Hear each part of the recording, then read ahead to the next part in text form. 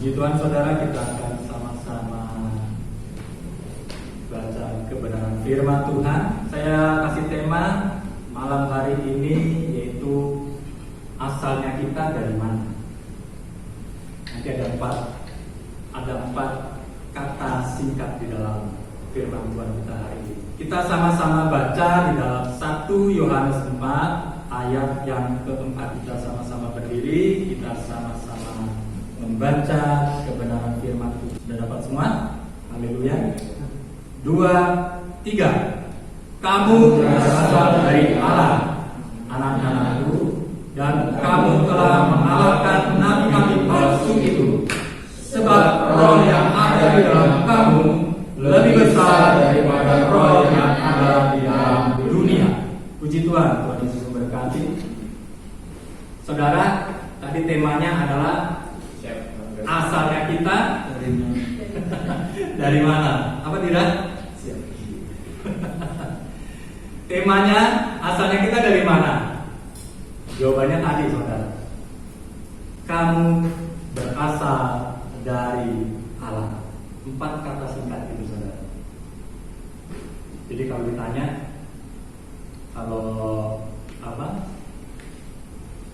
ditanya di jalanan, saudara, asalnya dari mana? 1 Yohanes 4 ayat 4. Bukan asalnya dari Tegal, bukan, saudara.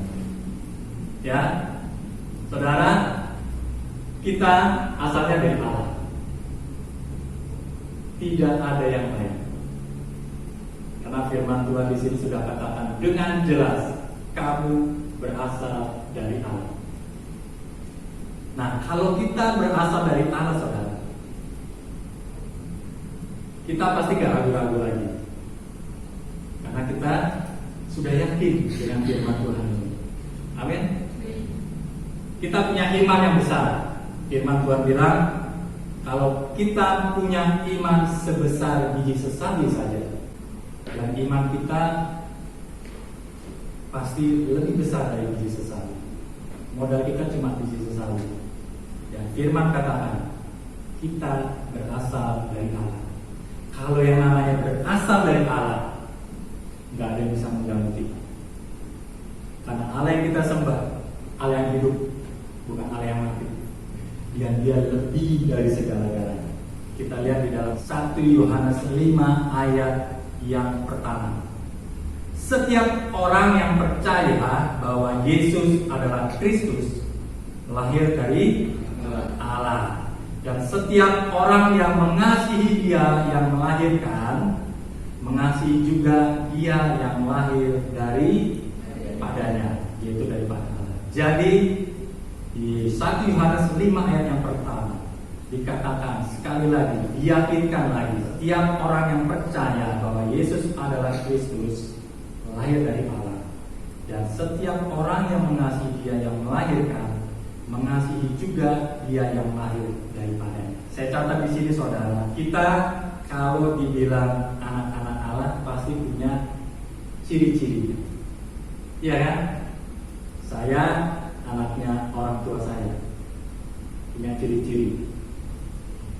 Ciri-cirinya misalkan karena orang tua saya tinggi, anaknya tinggi-tinggi. Itu ciri-ciri fisik.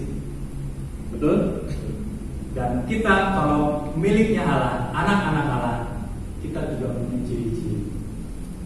Ciri-cirinya saya catat begini, saudara. Di dalam 1 Yohanes 4 ayat 7. Nah, ciri-cirinya anak Allah ini seperti ini. Bisa tolong bacakan juga 1 Yohanes 4 ayat 7, ayat 8 dan ayat 10. 9 kalau membaca silakan. 1 Yohanes 4 ayat 7 sampai dengan 10. Allah adalah kasih. Saudara-saudaraku yang kekasih, marilah kita saling mengasihi. Sebab kasih itu berasal dari Allah, dan setiap orang yang mengasihi lahir dari Allah dan mengenal. Barang siapa tidak mengasihi, dia tidak mengenal Allah, sebab Allah adalah kasih. Dalam hal inilah kasih Allah dinyatakan di tengah-tengah kita, yaitu bahwa Allah telah mengutus Anak-Nya tunggal ke dalam dunia supaya kita hidup olehnya. Inilah kasih itu, bukan kita yang telah mengasihi Allah, tetapi Allah yang telah mengasihi kita dan yang telah mengutus Anak-Nya sebagai pengganti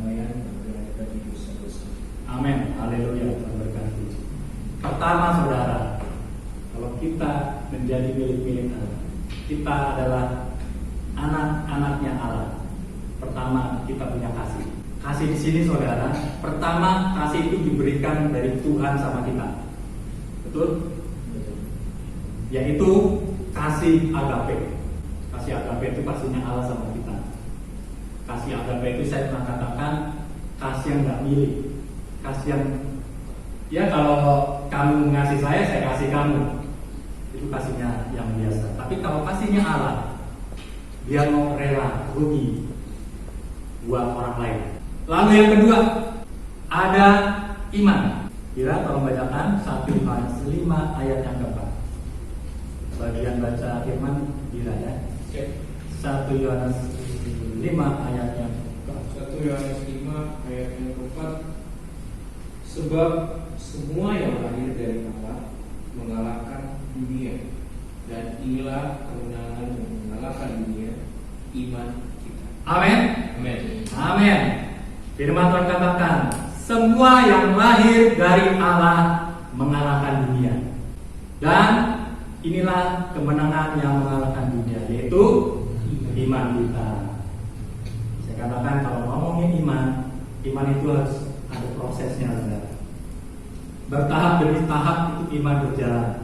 Kalau imannya segitu-gitu aja, saudara, minta sama Tuhan. Kan firman Tuhan bilang, Tuhan tambahkan iman kamu. Dan Tuhan akan tambahkan iman itu, saudara. Saudara tahu iman itu apa? Hah? Sesuatu yang tidak dilihat. Apa hantu?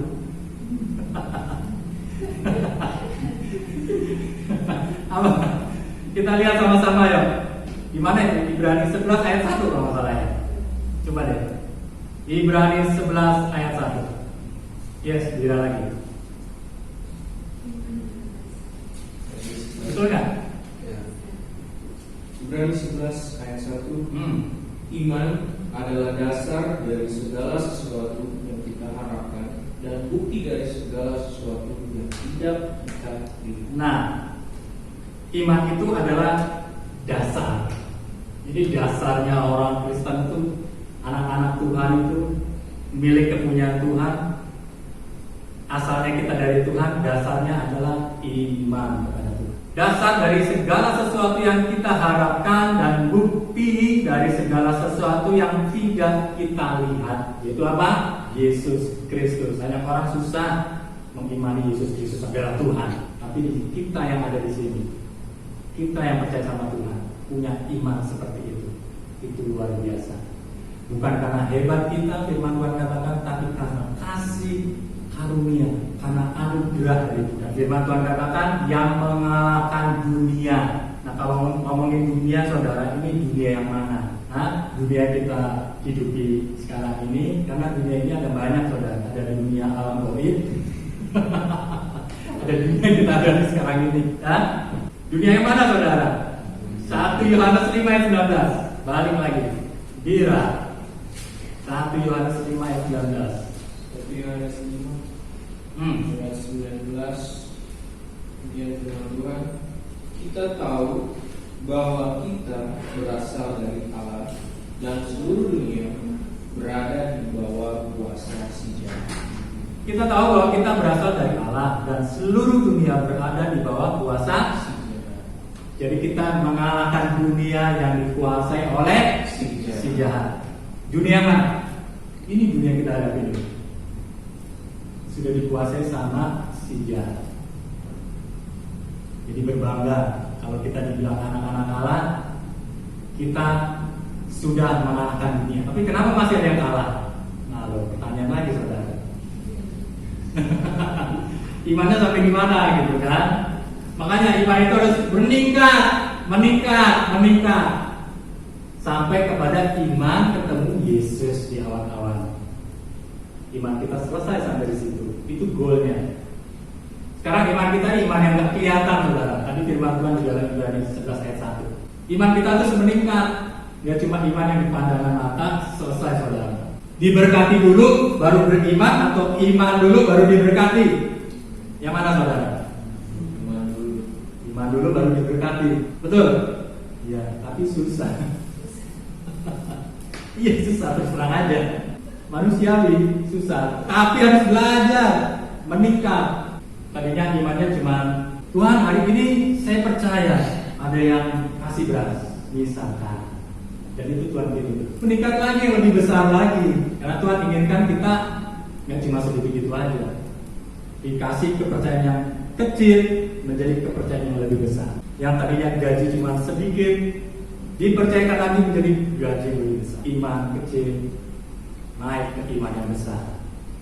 Ada proses di dalam situ. Kalau nggak kita gerak tanpa iman, saudara, hidup kita itu di dalam Tuhan, saudara. Iman itu ada nekatnya, benar nggak? Iya loh. Coba pikirin ya, renungin. Nanti ntar malam renungkan, iman itu ada nekatnya. Kalau nggak kita lakukan iman itu, firman Tuhan katakan, iman tanpa perbuatan adalah mati, nol. Jadi kita mesti nekat. Beneran. Ini saksinya istri saya sama anak saya. Itu nekat, saudara. Mungkin secara hitung-hitungan juga, ya, kalau hitung-hitungan kita nggak bisa apa-apa. Tapi nekatnya itu loh, saudara. Itu yang harus kita.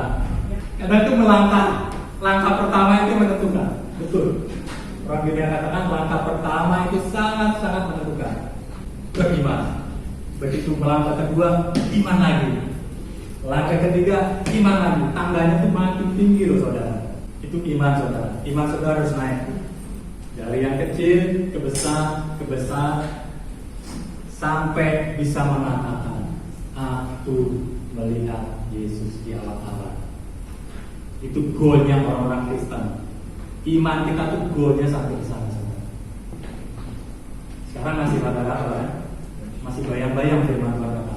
Tapi nanti iman kita terbukti. Amin, saudara. Kita lihat di dalam Galatia 3 ayat 26. Galatia 3 ayat 26. Sebab kamu semua adalah anak-anak Allah karena iman di dalam Yesus Kristus. Yes. Amin. Karena iman di dalam Yesus Kristus. Jadi saudara, setan itu kalau dengar nama Yesus Kristus itu udah gemeter, saudara. Gak ada yang tahan, gak ada yang puas. Makanya kalau orang kerasukan suruh ngomong Yesus, mana tahu, mana berani, saudara. Gak bisa, saudara. Karena nama itu nama yang paling kuasa. Pakai imanmu, saudara. Menyembuhkan orang sakit, mengusir kuasa roh jahat. Lah kita udah dikasih kuasa itu sama Tuhan. Pakai iman kita berada. Jangan kita berkecil hati, saudara. Lalu tadi dikatakan dunia sudah jahat, dikuasai oleh kegelapan. Nah sekarang di dalam Yakobus 3 ayat 6, dunia yang lain, saudara. Ini dunia goib. Lihat Yakobus 3 ayat 6. Yakobus Dunia goib ini. ayat 6. Ya. Lidah pun adalah api. Ia merupakan suatu dunia kejahatan dan mengambil tempat antara anggota-anggota tubuh kita sebagai sesuatu yang dapat menodai seluruh tubuh dan menyalakan roda kehidupan kita, sedang ia sendiri dinyalakan oleh api neraka. Amin. Haleluya. Lidah pun adalah api. Ia merupakan suatu dunia kejahatan. Jadi ya berhati-hatilah kita dengan ucapan kita. Firman Tuhan katakan, ucapan kita bisa memberkati, ucapan kita bisa mengutuk.